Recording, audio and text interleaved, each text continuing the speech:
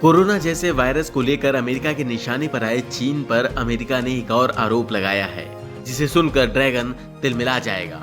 आरोप भी ऐसा जिसे सुनते ही चीन की चालबाजी दुनिया के सामने आ जाएगी। आपको बता दें कि अमेरिका ने चीन पर आरोप लगाते हुए कहा है कि चीन कोरोना के बहाने भारतीय क्षेत्र पर कब्जा करना चाहता था। अमेरिकी प्रतिनिधि सभा में राष्ट्रीय रक्षा प्राधिकरण यानी NDAA में संशोधन को सर्वसम्मत से पारित कर दिया गया है। इसमें गलवान घाटी में भारत के खिलाफ चीन की आक्रामकता और दक्षिण चीन सागर जैसे विवादित क्षेत्रों में और उसके आसपास चीन की बढ़ती क्षेत्रीय दबंगई पर निशाना साधा गया। इसमें कहा गया कि चीन कोरोना के बहाने भारतीय क्षेत्र पर कब्जा करना चाहता था। चीन के विस्तारवादी नीति को लेकर प्रतिनिधि सभा ने चिंता भी जताई।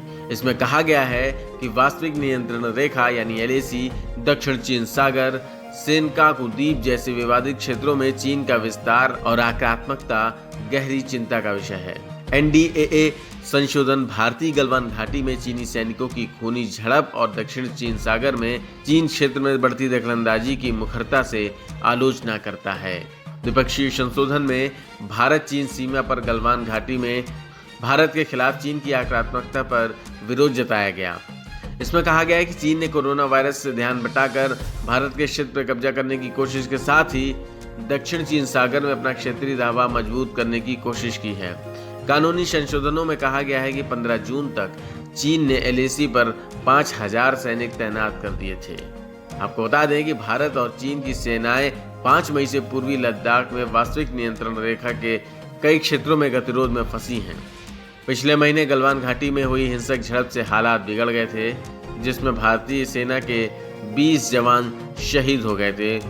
इसको लेकर भारत का समर्थन करते हुए संसद में सांसद स्टीव शेवेट का बयान भी आया। उन्होंने कहा कि भारत एशिया प्रशांत में अमेरिका का एक अहम लोकतांत्रिक सहयोगी है।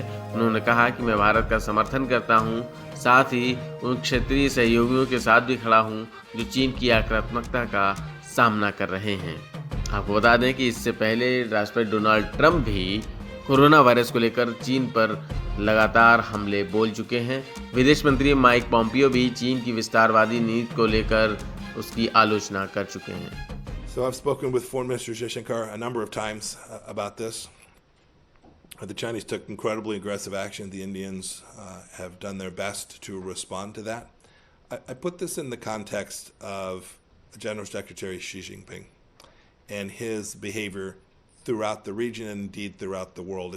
I don't think it's possible to look at that particular instance of Chinese Communist Party aggression in isolation. I think you need to put it in the larger context. When I was up here once before, we talked about the number of both maritime and boundary disputes that the Chinese Communist Party has engaged in. I think it's unequaled any place else in the world. There aren't many neighbors that can satisfactorily say that they know where their sovereignty ends and that the Chinese Communist Party will respect that sovereignty.